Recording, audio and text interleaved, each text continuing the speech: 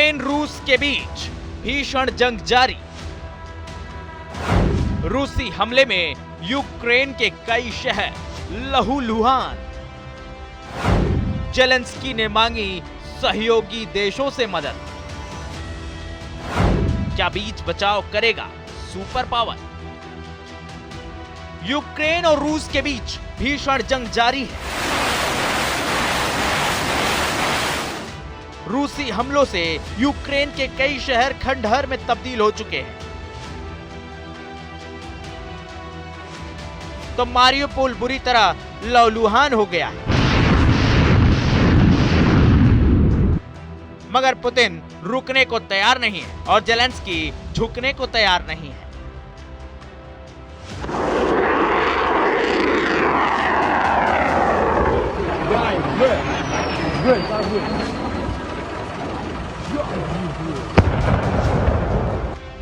तबाही की तस्वीरों के बीच राष्ट्रपति जेलेंस्की ने अपने साथी देशों से मदद की गुहार लगाई है।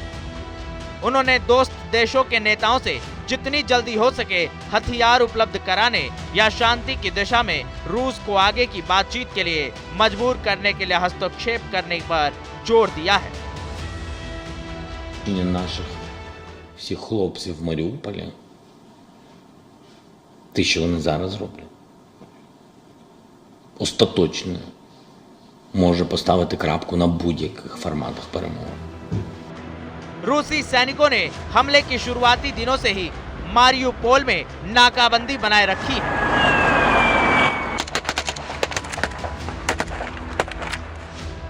इसलिए राष्ट्रपति जेलेंस्की ने अपने साथी देशों से बड़ी संख्या में हथियारों की खेप भेजने की अपील की है ताकि रूसी सैनिकों का मुकाबला किया जा सके। शहर पर नियंत्रण को लेकर लड़ाई में फंसे नागरिक भूख और प्यास से तड़प रहे हैं। नागरिकों को इस युद्ध की भारी कीमत चुकानी पड़ रही है।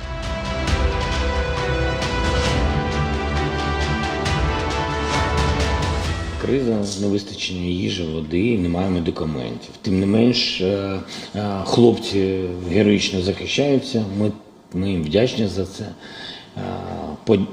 Подяки однієї точно замало, і тому розробляються ті чи інші плани і перемовні процеси.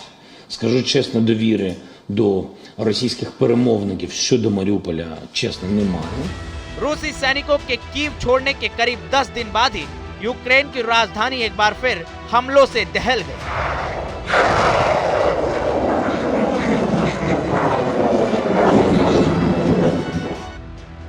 रूस की तरफ से यूक्रेन के पूर्वी हिस्से दरांस्की में रूसी सेना की तरफ से सिलसिलेवार तरीके से कई धमाके किए गए हैं।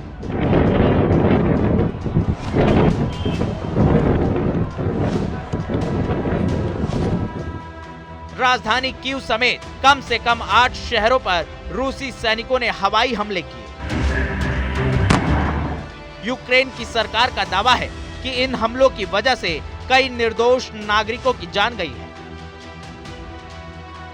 सैकड़ों लोग बुरी तरह से जख्मी हैं। 24 फरवरी से सैन्य कार्रवाई के आदेश के बाद से रूसी सैनिक लगातार यूक्रेन के अलग अलग शहरों को निशाना बना रहे हैं।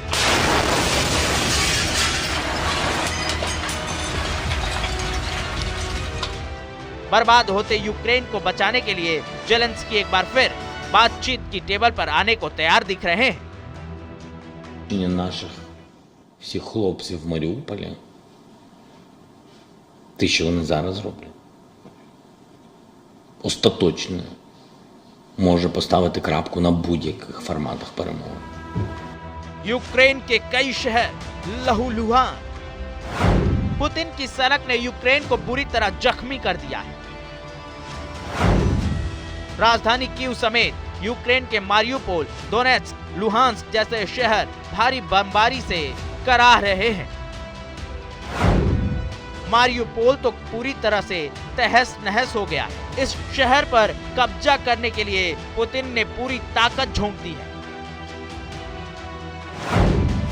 रूस की ओर से हवाई हमले की आशंका के बीच पूरे यूक्रेन में एयर अलर्ट जारी कर दिया गया है। लोगों को नजदीकी शेल्टर में शरण लेने के लिए कहा गया है। यूक्रेन को आशंका है कि रूस कभी भी आसमान से हवाई हमले कर सकता है। रूस और यूक्रेन में चल रही जंग के बीच अमेरिकी राष्ट्रपति जो बाइडेन यूक्रेन की यात्रा पर जा सकते हैं। इस दौरान बाइडेन यूक्रेन के राष्ट्रपति वोलोदिमीर जेलेंस्की से मुलाकात कर सकते हैं।